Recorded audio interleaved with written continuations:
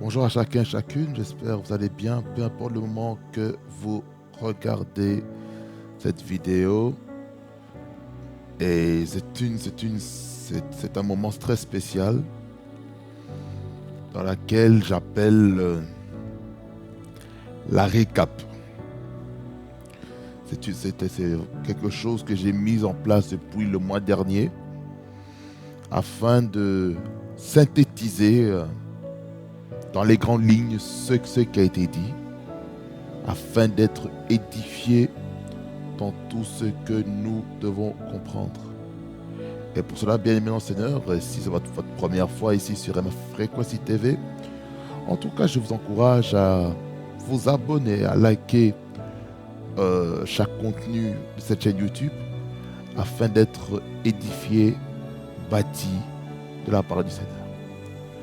On va remettre cette récap entre les mains du Seigneur parce que sans lui, nous ne pouvons rien, sans lui, nous ne pouvons rien faire.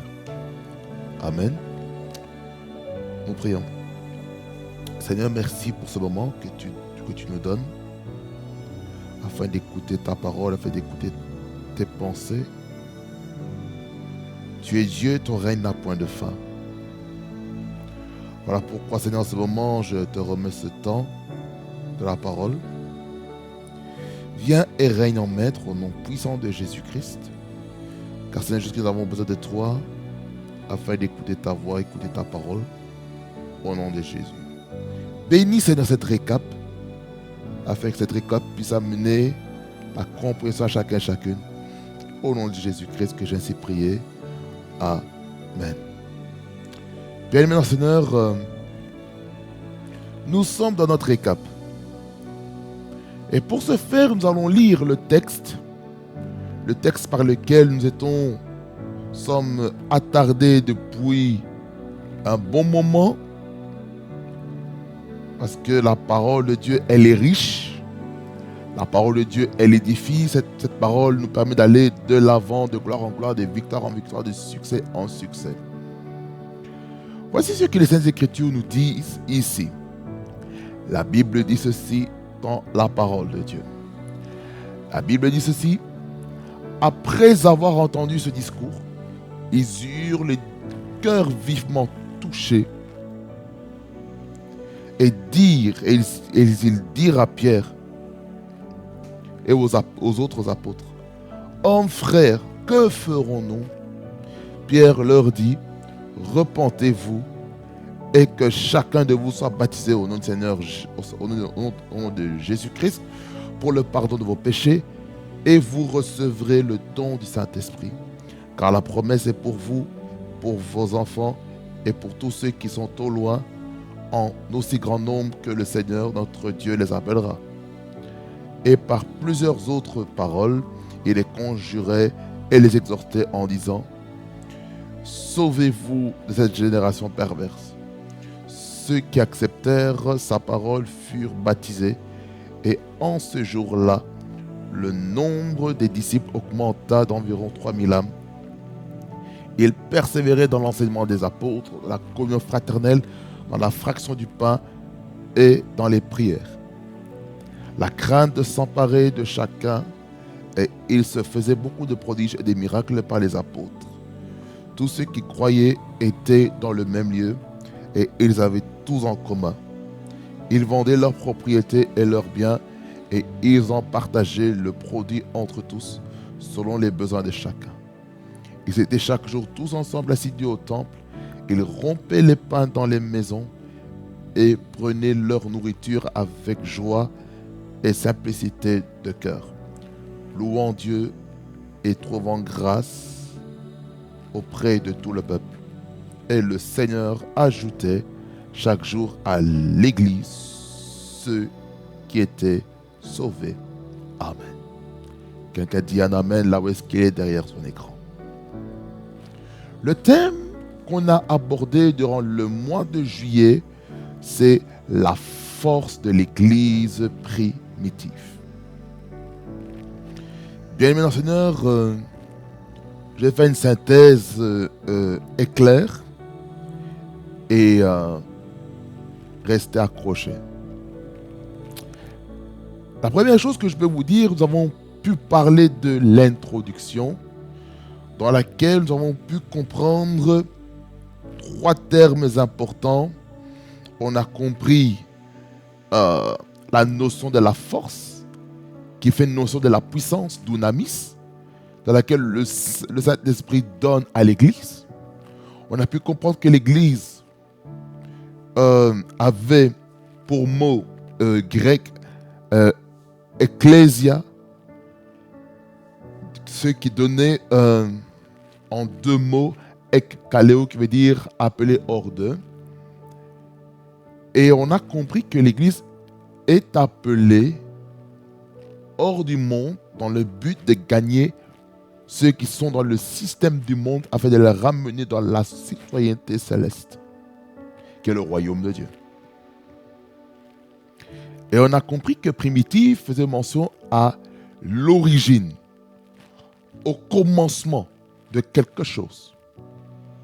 Donc là, on a pu comprendre comment l'Église primitive a fonctionné. Ça, c'est en introduction. Ensuite, dans notre second message, nous avons pu aborder un point très capital et très vital qui concerne le message et l'attitude de la repentance, selon Acte 2, le verset 38 que nous venons de lire, dans laquelle cette repentance et cette attitude de repentance a été le résultat de la proclamation de la parole qui les a fait prendre conscience de leur vie de péché, de leur condition actuelle. Et les questions ont été posées par les hommes qui ont été touchés par la parole, que ce soit homme ou femme, peu importe.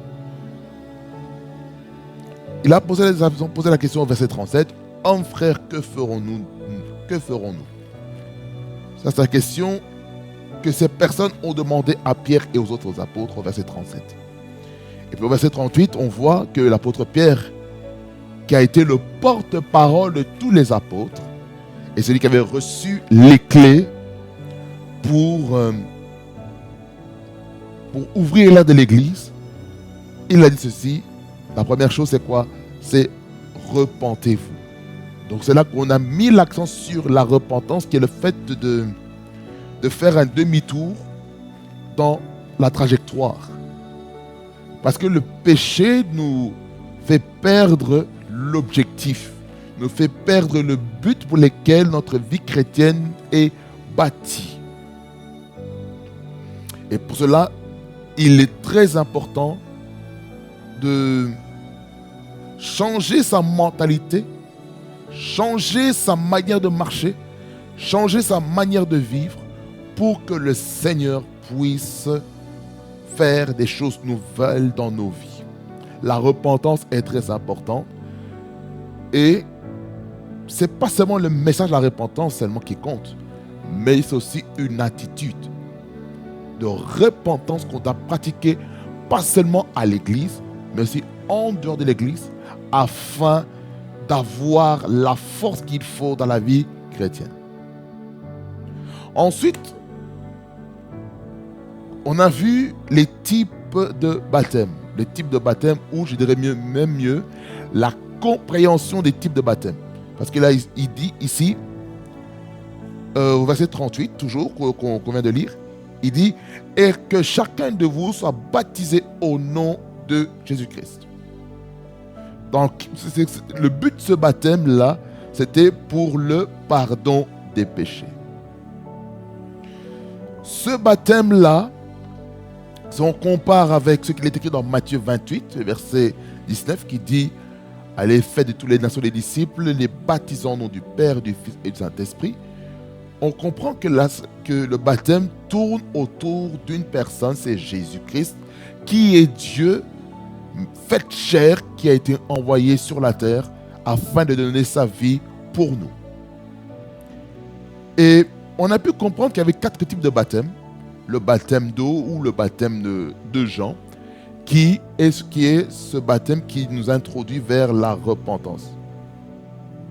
Le baptême de Christ, c'est s'identifier à la mort, l'ensevelissement, la résurrection de Jésus-Christ en nouveauté de vie.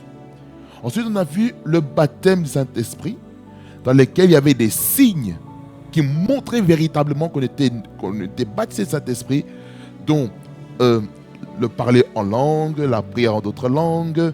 On a vu le fruit de l'Esprit qu'il fallait manifester, selon Galates chapitre 5, versets 22 et 23. On a vu aussi l'unité d'esprit et l'unité de corps. Ça veut dire que le baptême du Saint-Esprit faisait en sorte qu'on n'était pas seulement focalisé sur soi-même, mais on était focalisé aussi sur ce qui se passe autour de nous. Nos frères et sœurs d'une autre dénomination. Lorsqu'il y a un malheur dans une dénomination, nous qui sommes peut-être de notre dénomination, nous ne devons pas être à l'aise lorsque un frère ou une sœur en Christ vit des moments difficiles. C'est pourquoi nous devons savoir qu'est-ce qui se passe autour de nous. Pas seulement rester focalisé, oh non, moi je suis de telle église. C'est bien. Est-ce que tu sais ce qui se passe autour de toi? C'est très important. Lorsqu'on sait ce qui se passe autour de nous, nous aurons la compassion d'intercéder, de prier pour que Dieu fasse un miracle, des prodiges, pour que Dieu puisse consoler, puisse fortifier des personnes qui vivent des temps difficiles. Et ensuite, on voit, après la réception du don du Saint-Esprit.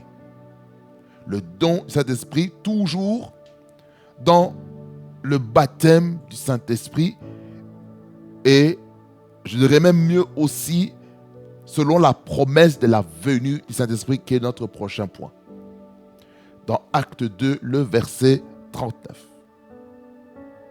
qui nous dit que car la promesse est pour vous, pour vos enfants et pour tous ceux qui sont au loin, en aussi grand nombre que le Seigneur notre Dieu les appellera. En fait, Dieu nous a donné la promesse de recevoir le Saint-Esprit. N'est-ce pas? Parce que dans Joël 2, le verset 28, que nous connaissons bien, qui dit que dans les derniers jours, dit Dieu, je répandrai mon esprit sur toute chair, vos fils et vos filles prophétiseront, vos jeunes gens auront des visions, vos vieillards auront des songes. Oui, c'est mes serviteurs et mes servantes, je répandrai de mon esprit sur toute chair. C'est-à-dire que le Saint-Esprit est disponible pour tout le monde. Mais ici, au verset 39, il y a aussi la notion de l'évangélisation là-dedans. Lorsqu'on évangélise par ricochet, il y a aussi le salut des âmes. Parce que il dit ici, car la promesse est pour vous. Le vous ici, on fait mention, vous et pour vos enfants, on fait mention des Juifs selon le contexte historique. Ça concerne d'abord les Juifs, ceux qui sont à Jérusalem. Ensuite, la Judée. Ensuite, la Samarie. Et ensuite, les extrémités du monde, selon Apocalypse, chapitre 1er, verset 8, qui dit, mais vous recevez une puissance, le Saint-Esprit sera sur vous, et vous serez mes témoins à Jérusalem, en Judée, en Samarie, jusqu'aux extrémités de la terre. Ça veut dire par là quoi? Que pour que l'Église soit forte en ce temps de la fin, nous devons comprendre le message et l'attitude de la repentance. Nous devons comprendre que le baptême en fait sa force en tant que fondement de l'Église.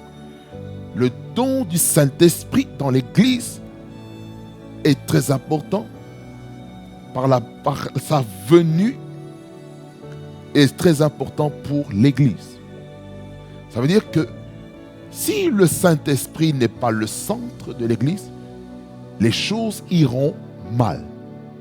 L'Église ne pourra pas progresser. Et il faut que le Saint-Esprit soit au centre. Vous savez, il y a des endroits où on parle du Saint-Esprit, mais le Saint-Esprit n'est pas là.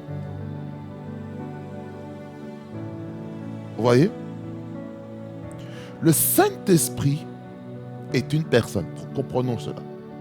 Le Saint-Esprit est une personne qui a des émotions, qui a des sentiments, qui a une volonté, mais il décide de faire la volonté du Père et du Fils, qui ramène tout ce qu'il entend de la part de Jésus, de la part du Père, et nous le ramène et il nous enseigne. Quelqu'un dit un puissant amen. L'évangélisation. La volonté de Dieu, c'est que tout homme soit sauvé et parvienne à la connaissance de la vérité. Je le cite souvent dans mes prières lorsque la prédication ou un enseignement que le Saint-Esprit m'inspire dans mon cœur en tout temps, toutes circonstances. La volonté de Dieu, c'est que tout homme soit sauvé. La volonté de Dieu est qu'un sorcier se répande, donne sa vie, soit sauvé, qu'un occultiste soit sauvé, qu'un franc-maçon soit sauvé, qu'un agnostique soit sauvé, qu'un athée soit sauvé. Qu'un athée soit sauvé, tout le monde soit sauvé. Ceux qui vivent dans la cohabitation spirituelle soient sauvés.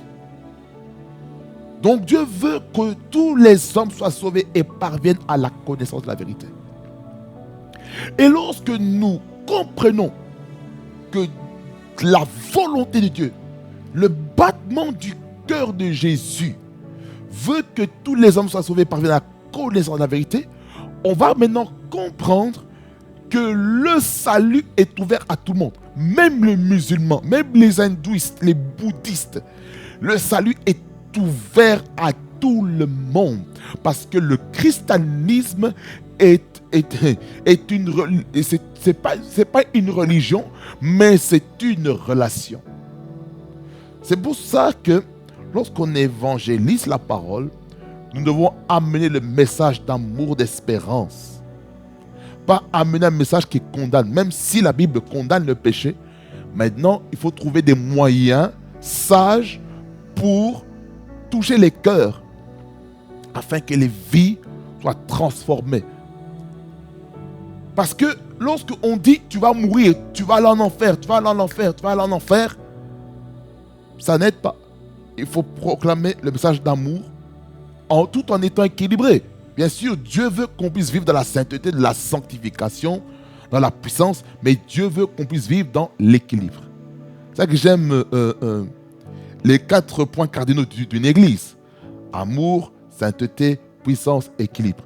Vous savez, si on prêche l'amour, la sainteté et la puissance sans avoir l'équilibre, il y aura un problème dans notre vie chrétienne.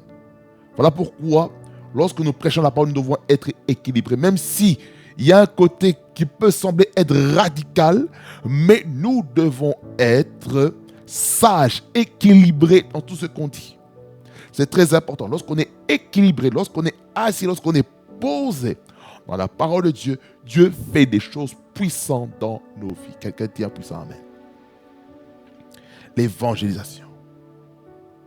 L'évangélisation, c'est ça qui amène le salut des âmes. Pour que ce salut des âmes se fasse, regardez ce qui est écrit au verset 40. Il est écrit ceci, et par plusieurs autres paroles, il les conjurait et les exhortait, disant, sauvez-vous de cette génération perverse. Le mot sauvez-vous, sozo, fait mention aussi de soyez délivrés de cette génération perverse. Ça veut dire la perversité, ça veut dire il y a des mœurs qui ne glorifient pas Jésus. Et Dieu veut que les chrétiens soient sauvés de cela. Quelqu'un dit un puissant amen. Alors, lorsque on amène les gens à comprendre de l'urgence, de leur salut, de leur éternité, avec amour, avec compassion, qu'est-ce qui se passe? Maintenant, le salut des âmes sera la finalité, afin d'amener les âmes dans le royaume de Dieu. Ça veut dire qu'il quitte la citoyenneté du royaume des ténèbres vers la citoyenneté du royaume des cieux, ou le royaume de Dieu. Le verset 41, là-dedans, il y a 3 points. 2 points, je dirais. Il y a le salut des âmes. Le salut des âmes, parce qu'il fait mention, qui dit que le nombre des disciples augmenta d'environ 3000 âmes. Ça veut dire que l'évangélisation qu'ils ont fait, que l'apôtre Pierre et les autres apôtres ont fait, mais particulièrement au travers de l'apôtre Pierre, a porté du fruit, ça a mené les gens à croire en Jésus-Christ au travers la prédication de l'apôtre Pierre. Et ce qu'il dit au verset 41, ceux qui acceptèrent sa parole. On parle de qui? La parole qui sortait de la bouche de l'apôtre Pierre. Ils ont été baptisés d'eau pour le pardon des péchés, pour la repentance et le fait de s'identifier à Jésus-Christ par rapport à son œuvre sur la croix de Golgotha lorsqu'il a été crucifié. Eux ont été crucifiés. Lorsque Jésus-Christ a été mort, eux aussi ont été morts. Lorsque Jésus-Christ a été enseveli, ils ont été aussi ensevelis. Lorsque Jésus-Christ est ressuscité en nouveauté de vie, eux aussi ont été ressuscités en nouveauté de vie. Voyez le salut des âmes. Le salut des âmes, c'est quelque chose que l'Église ne soit pas blaguée. Il faut que le salut des âmes soit la priorité de l'Église. Ensuite, pour que ces âmes-là soient affermies, il faut le discipolat. Le discipolat est très important afin que ces âmes-là puissent être des élèves, des étudiants, des maîtres. Que ce soit au niveau de l'affermissement, les encadreurs, l'autorité spirituelle, le prédicateur, ça veut dire le dirigeant de l'église, qui dirige l'église, qui prêche la parole, ou n'importe quelle personne qui prêche la parole, il doit avoir au moins des personnes qui vont suivre ces âmes pendant leur processus de croissance spirituelle. Donc le discipolat va amener les chrétiens à la maturité spirituelle. Et on va voir que cette maturité spirituelle-là est aussi le produit du don de ministère que Jésus-Christ a placé dans l'Église, au travers les apôtres, les prophètes, les évangélistes, les pasteurs et les docteurs. Et ces 5-là, leur but c'est quoi? C'est pour l'édification de ça en vue de l'œuvre du ministère. Ou dans d'autres versions, on parle du perfectionnement de ça en vue de l'œuvre du ministère. Alors, quand le discipolat se fait pour les nouvelles personnes, les nouveaux convertis, qu'est-ce qui se passe? Je vais vite faire une parenthèse, parler vite des 5 niveaux de la maturité spirituelle, puis je retourne dans le message. Le premier niveau de la maturité spirituelle dans le ministère ou dans l'église, c'est le converti. Le converti, c'est celui qui n'a jamais entendu parler de Jésus-Christ, ou une personne qui vient à l'église pour la première fois. Dans les ministères, dans l'église, il est considéré comme un nouveau converti. À moins qu'il complète la fiche signalétique qui dise si la personne a donné sa vie à Christ, oui, à partir de quelle date, quel mois, etc., etc. Mais si tu as déjà donné ta vie à Christ, mais c'est important d'avoir un refresh doctrinal. Pourquoi je dis ça? Tu peux être chrétien, né de nouveau, tu viens peut-être d'un mouvement protestant et évangélique. Et tu as maintenant dans un mouvement pentecôtiste. La doctrine n'est pas la même. La manière d'apporter le message n'est pas la même. La compréhension des points doctrinaux pentecôtistes n'est pas le même. Il faut un refresh. C'est important. Ou peut-être l'église dans laquelle tu suis la formation, ou je dirais mieux, l'affermissement est une église prophétique. Donc là maintenant, il faut faire un refresh afin d'avoir la culture prophétique en toi.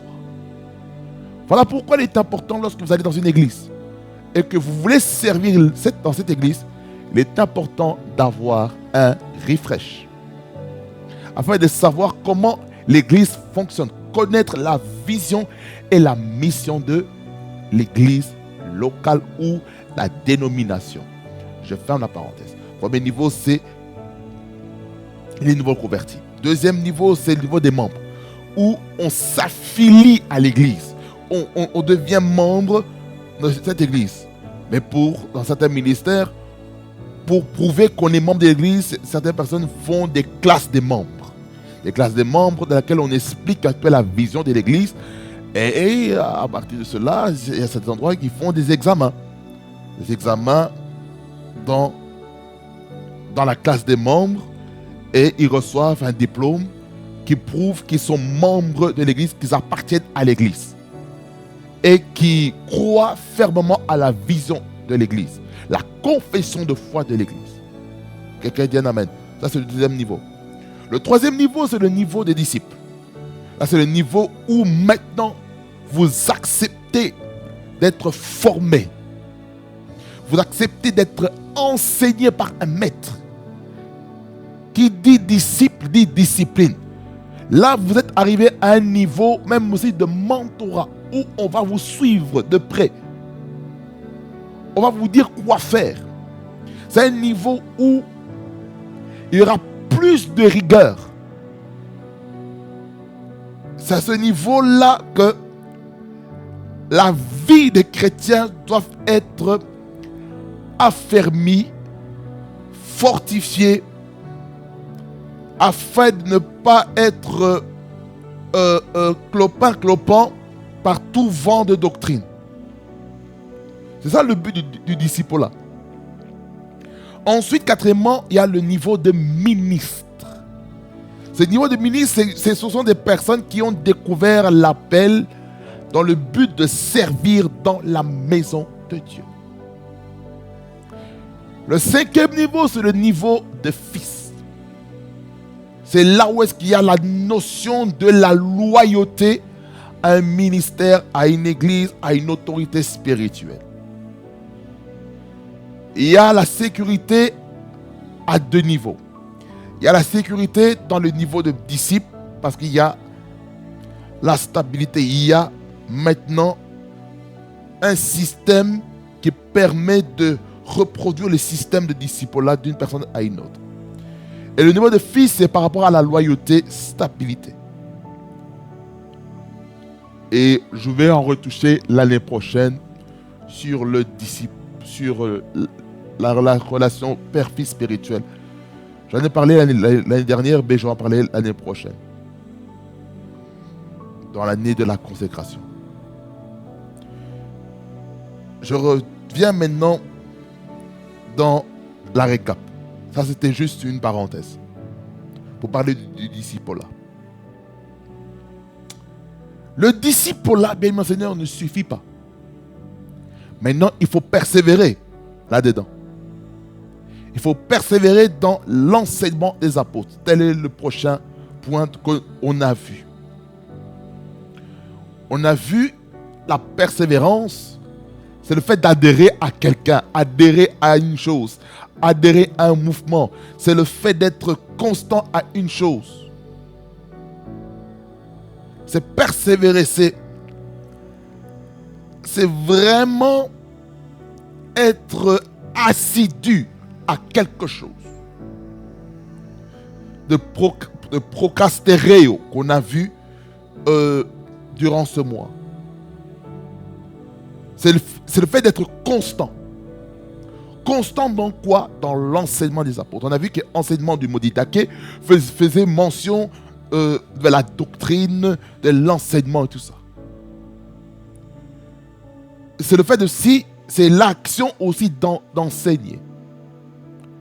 Donc c'est l'enseignement aussi qui permet encore d'enraciner tout le travail qui a été fait dans le disciple ou dans le mentorat.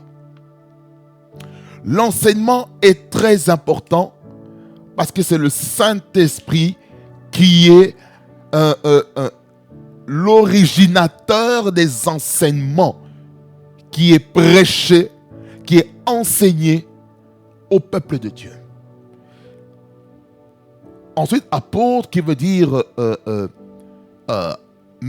mise en avant, qui veut dire envoyé, qui veut dire messager. D'apostolos. On a compris que l'enseignement des apôtres est très important. L'enseignement des hommes de Dieu, des ministres de la parole, c'est très important. On a compris que le Saint-Esprit est celui qui nous enseigne. Le Saint-Esprit est celui qui témoigne d'abord à ses serviteurs pour que les serviteurs puissent témoigner à leur tour à la congrégation. Ça veut dire par là quoi? Avant d'enseigner aux autres, il faut d'abord être enseigné. Soit par Dieu lui-même, ou soit par une autorité spirituelle, ou au travers d'une formation théologique qui permet d'asseoir les connaissances d'un point de vue scientifique, historique, culturel, social du temps de l'époque. La persévérance dans l'enseignement des apôtres. C'est ça qui donne la force à l'église. Seulement se persévérer, mais il faut persévérer dans quoi? La parole. Ça veut dire une église qui ne lit pas la parole, une église qui ne prêche pas la parole, une église qui est que dans les motivations. Cette église va mourir. L'église n'a pas besoin de motivation. L'église a besoin de l'enseignement qui bâtit. Il faut les enseignements conséquents qui vont amener la maturité. Mais on a pu comprendre aussi que l'enseignement qu'on donne dépend du niveau spirituel, le niveau de compréhension de la congrégation. Maintenant, une personne qui parle avec un langage des aigles ne pourra jamais comprendre. Mais pour que cette personne puisse comprendre, celui qui a la révélation des aigles est obligé de diluer un tout petit peu, de mettre, on va mettre de l'eau dans son vin pour que la personne puisse comprendre la parole. Parce que les Saintes Écritures nous disent que j'ai beaucoup de choses à vous dire, mais maintenant vous ne pouvez pas le porter, vous ne pouvez pas le supporter. Ça veut dire par là quoi il y a certaines choses que je peux peut-être dire, que les gens ne peuvent pas supporter, c'est trop lourd. C'est tellement fort. Ils seront déconnectés, ils vont dire mais qu'est-ce qu'il raconte? Il n'est pas normal, c'est un extraterrestre. Il ne vit pas avec nous. Pourquoi? Parce que le message que tu prêches, il n'est pas mauvais en soi, hein, mais le problème, c'est que la congrégation en face de toi n'est pas habituée au message. Ils ne sont pas habitués à ce type de message, ce type de prédication, ce type d'enseignement. Et ce qui fait que les gens sont perdus. Ils sont perdus, ils ne comprennent pas ce qui se passe. Quelqu'un dit un amen puissant. Regardez. Lorsque l'enseignement est adapté à l'auditoire, il sera maintenant facile de comprendre. Voilà pourquoi il est important de ne pas seulement être dans les révélations, Moi, j'aime beaucoup les révélations. Mais il y a des moments où il faut être apostolique. Il faut faire asseoir les choses. Il faut équilibrer. Et amener une touche doctorale. La touche doctorale, ça permet maintenant aux gens de comprendre le message. D'où l'importance des récaps que je fais depuis le mois dernier. C'est pour vous amener à comprendre de manière simple tout ce qui a été dit. Parce que ce qui a été dit était tellement vaste, était tellement profond, que maintenant je dois peu réduire, comme disait un serviteur de Dieu nigérien, le syllabus. Parce que le syllabus peut être énormissime. Je vais vous dire la vérité. Il y a certaines choses que je peux dire, c'est tellement profond. C'est pourquoi il est important que lorsque on enseigne, d'adapter selon son auditoire. Quelqu'un dit Amen. C'est ça que là, je suis maintenant dans la dimension maintenant doctorale. Je suis dans une attitude d'un enseignant. Ensuite, la persévérance encore dans quel domaine? La communion fraternelle. Dans laquelle on a pu aborder les comportements adoptés dans la communion fraternelle. Comme se supporter les uns les autres. Comme aimer les uns les autres. Il y a plusieurs choses qu'on peut dire par rapport au comportement. Ces comportements-là permettent maintenant d'être enracinés dans la communion fraternelle. Il y a des gens qui ne comprennent pas l'importance de la communion fraternelle. La communion fraternelle exige qu'on puisse se servir les uns des autres. La communion fraternelle exige qu'on puisse se soumettre les uns des autres. La communion fraternelle permet qu'on puisse exhorter à la fin du culte ou pendant le culte. Il faut ça. La communion fraternelle permet maintenant d'avoir la communion avec Dieu. Ça veut dire qu'on communie ensemble à Dieu. La communion fraternelle, en fait, va nous amener à être le gardien de nos frères et de nos sœurs lorsqu'ils marchent mal. Maintenant, il faut avoir la sagesse de dire certaines vérités. C'est pour ça que parmi ces comportements, c'est dire la vérité à son frère. C'est-à-dire, il faut enlever le mensonge. Dans la communion fraternelle, il faut dire la vérité. Ça veut dire qu'il faut enlever l'hypocrisie. Ça veut dire que lorsque on persévère dans la communion fraternelle, on pourra se dire, je ne suis pas seul, j'ai des frères et sœurs qui m'aiment réellement, qui me donnent des bons conseils, des conseils qui bâtissent ma vie, qui bâtissent ma destinée. Voilà pourquoi il est important de persévérer dans la communion fraternelle. Dans la communion fraternelle. En fait, la communion fraternelle, c'est l'aspect social de l'Église. C'est-à-dire que c'est l'aspect aussi relationnel. Ça veut dire que l'Église, nous avons des besoins spirituels qu'on a rencontrés en louant, en adorant le Seigneur en esprit et en vérité, en écoutant la parole de Dieu. Mais on a aussi des besoins sociaux. C'est quoi? C'est de rencontrer les frères et sœurs en Christ. C'est ça qu'on a besoin. On a besoin de ça. Mais il y a des personnes qui sont déséquilibrées mentalement. Ils vont croire que la communion fraternelle, c'est envahir sa vie, c'est le dénigrer, c'est faire des choses que lui, il n'aime pas. Vous voyez? C'est pourquoi, lors de la communion fraternelle, il faut aussi apprendre à étudier son frère et sa sœur en Christ. Il faut connaître son tempérament. Il faut connaître sa manière de parler. En connaissant sa manière de parler, sa manière de se comporter, sa manière de réfléchir, vous saurez comment il faut faire. Comment il faut faire pour aborder certains sujets. Vous saurez maintenant que lui, si je parle de telle chose, il ne va pas comprendre. Je ne parlerai pas de je ne parlerai plus de ça. Voyez? C'est ça que c'est important de connaître ces choses dans la communauté fraternelle. Ce n'est pas seulement le côté rationnel, il y a aussi le côté psychologique qui est mis en exergue. Pour quelqu'un qui sert le Seigneur à l'église, la communion fraternelle va lui permettre de développer aussi le cœur pastoral pour les autres. Voyez, c'est important. C'est pas seulement qu'au pasteur de se soucier des brebis du Seigneur. Même entre nous les brebis, nous devons avoir le cœur de berger entre nous. C'est-à-dire qu'il faut se soucier de son frère, de sa soeur.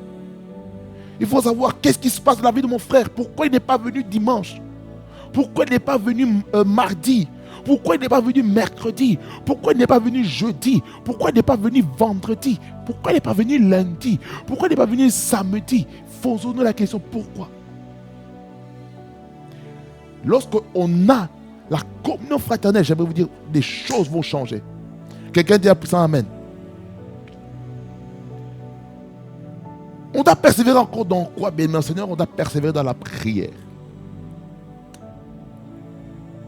Dans la prière. La prière, c'est l'oxygène de l'église.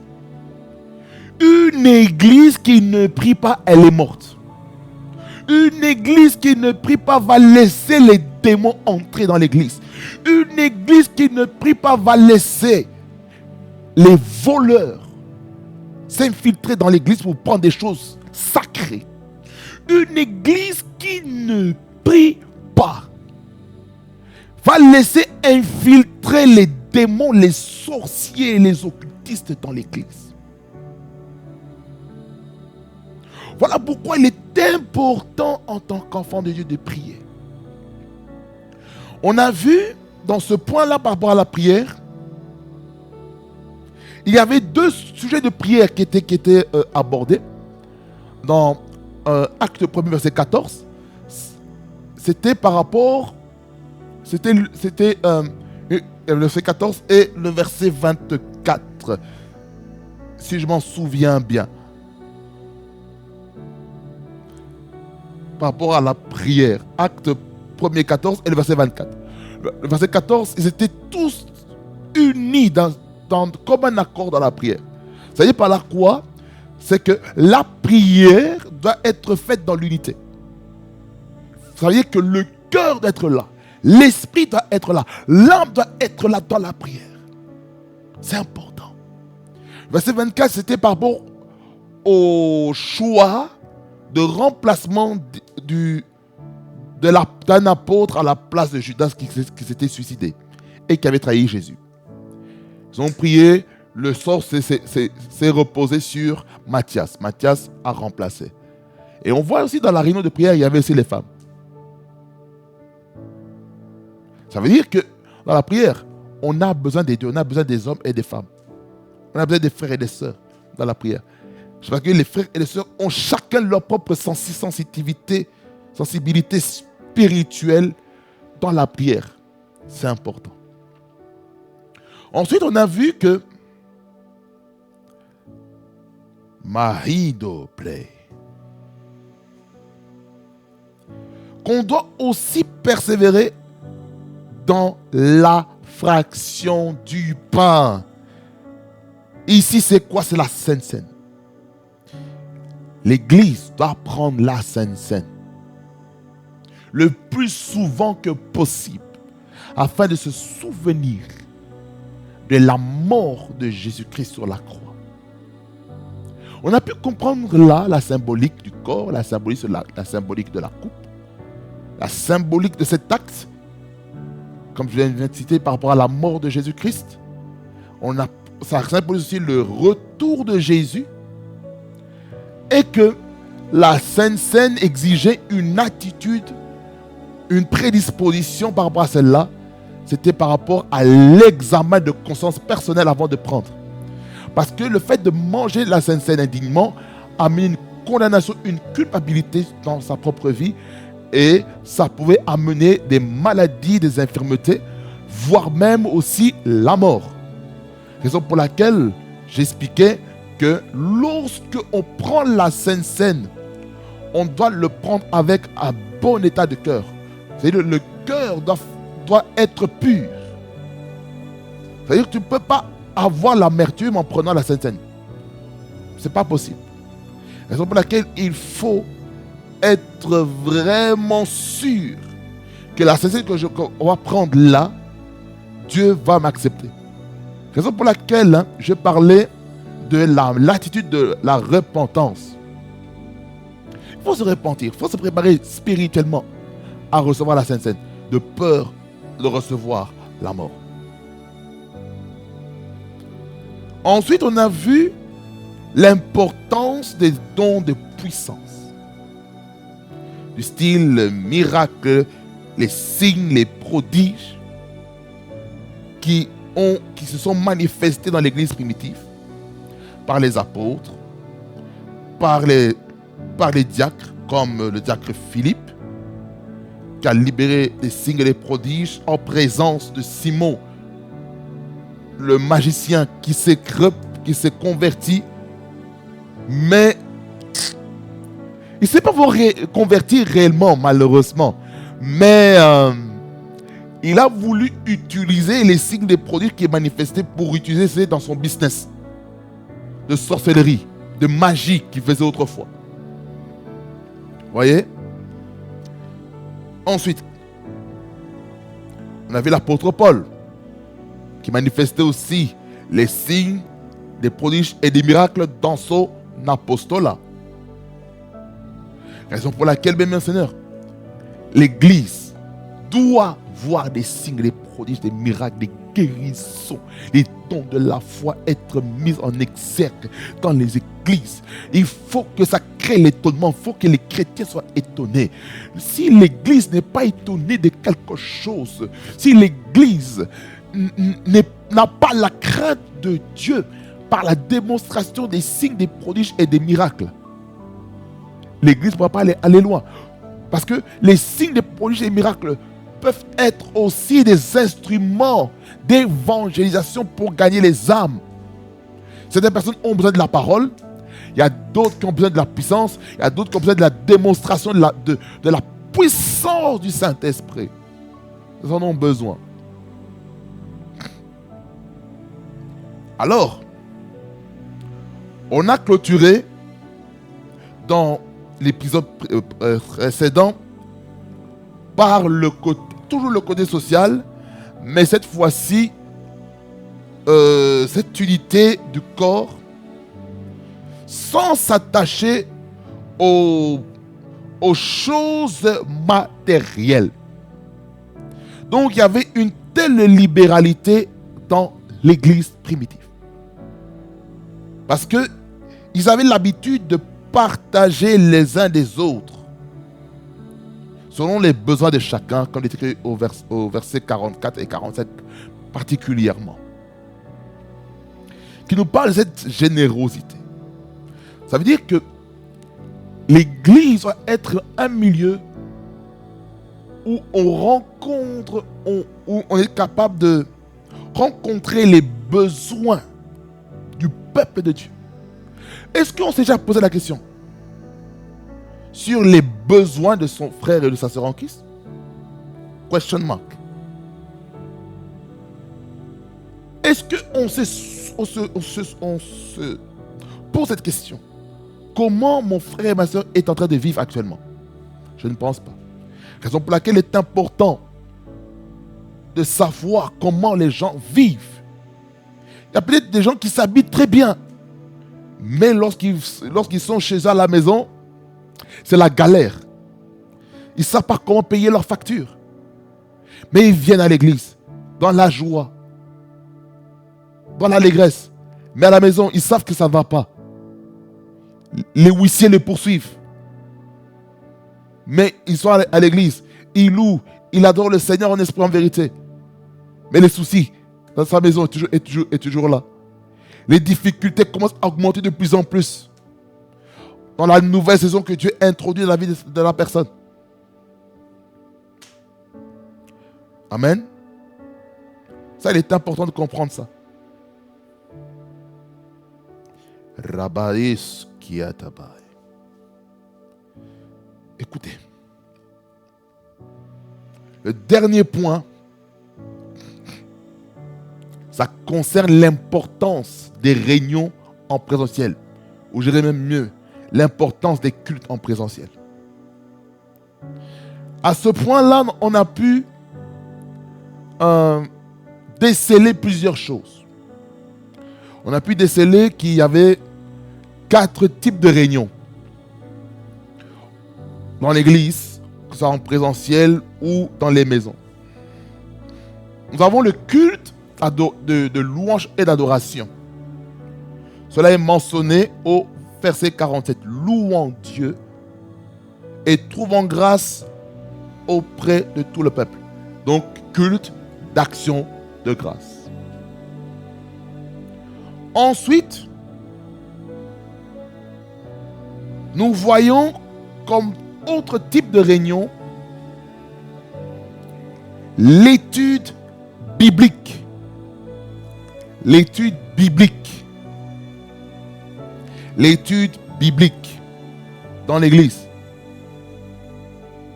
Dans Acte 5, verset 42. Acte 5, 42. Il nous dit ceci. Ça, c'est le dernier verset du chapitre. Et chaque jour dans le temple et dans les maisons, il ne cessait d'enseigner. Voyez, ici déjà, on voit déjà la mention de l'étude biblique à l'église et l'étude biblique sous forme de cellules de maison. Et le but, c'est de continuer d'annoncer la bonne nouvelle de Jésus-Christ. Voyez? Pourquoi il est important d'avoir l'étude biblique. L'étude biblique dans l'église. Ce n'est pas seulement sur Zoom. Hein. C'est-à-dire qu'on continue d'enseigner. On continue d'enseigner. Souvent, les gens n'aiment pas beaucoup les études bibliques. Et c'est là où est-ce qu'on voit la différence entre ceux qui étudient la Bible et ceux qui n'étudient pas la Bible. On voit la différence entre ceux qui lisent la Bible et ceux qui ne lisent pas la Bible. On voit la différence. La différence, elle est claire, elle est nette.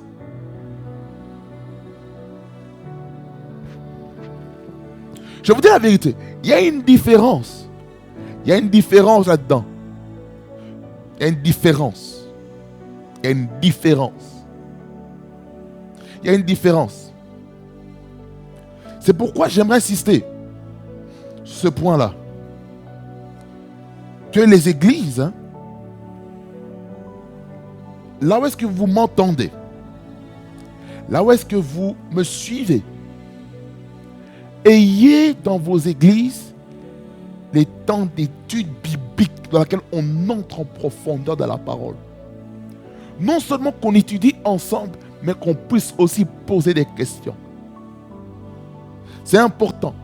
Lorsqu'on n'étudie pas la parole de Dieu, les hérésies, les fausses doctrines seront inévitables. D'où l'importance d'avoir des études bibliques. Amen. Et on a souligné aussi les cellules de maison. Dans Acte 2, le verset 46, qui dit ceci, partie B. Ils rompaient le pain dans les maisons et prenaient leur nourriture avec joie et simplicité de cœur. Et on a lu Acte 5, 42, qui nous parlait aussi sur les cellules de maison. Alors, les cellules de maison permettent aussi de connaître nos frères et sœurs encore plus en détail autour d'un repas. Ça qui est important d'être dans la parole. C'est important de connaître son frère, sa sœur en Christ. Amen. Alors, mon bien-aimé, ma bien-aimée, tu m'avais suivi dans cette récap et je sais que il y a encore d'autres forces, l'église primitive. Il y a encore d'autres choses. Peut-être que je n'ai peut-être pas pu aller en profondeur. Mais cette synthèse synthétise les 8 éditions que nous avons pu élaborer durant ce mois de juillet. Amen. Que le Seigneur vous bénisse abondamment. Il fasse beaucoup du bien. Et que le roi des gloires soit votre abri, votre protecteur. En cette fin du mois de juillet, que le mois d'août qui s'ouvre soit un mois d'un nouveau départ, nouveau commencement à tous égards, au nom de Jésus-Christ. Je déclare et je décrète, au nom de Jésus-Christ, que le mois d'août va vous amener des résultats que vous ne vous attendez pas, au nom de Jésus-Christ. Je prie que le mois d'août soit un mois où vous serez choqués positivement par ce qui va arriver dans votre vie au nom puissant de Jésus.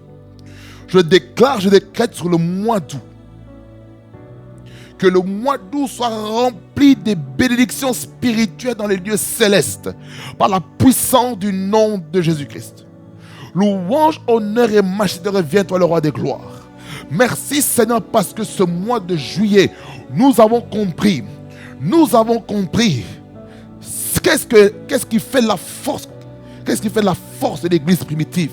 Quels sont les fondements, quelles sont les choses que les chrétiens oculaires pratiquaient et manifestaient dans la vie de tous les jours. Merci Jésus-Christ parce que tu le fais. Toi le roi des rois, le Seigneur des seigneurs, qui nous permet encore d'être enseignés, assis en ta parole. Au nom de Jésus-Christ. Louange, honneur et majesté revient toi le roi des rois. Toi qui vis au siècle des siècles. Sois loué, sois béni. Au nom de Jésus-Christ. Que j'ai ainsi prié. Amen. Amen. Béni, mon Seigneur. Que le Seigneur vous bénisse abondamment. Fasse beaucoup de bien. Et nous sommes ensemble en Jésus-Christ pour le mois prochain où nous parlons sur les bénédictions spirituelles dans les lieux célestes. Soyez bénis au nom de Jésus-Christ. C'était moi votre serviteur. Je vous aime l'amour du Seigneur. On est ensemble en Jésus-Christ, notre Sauveur.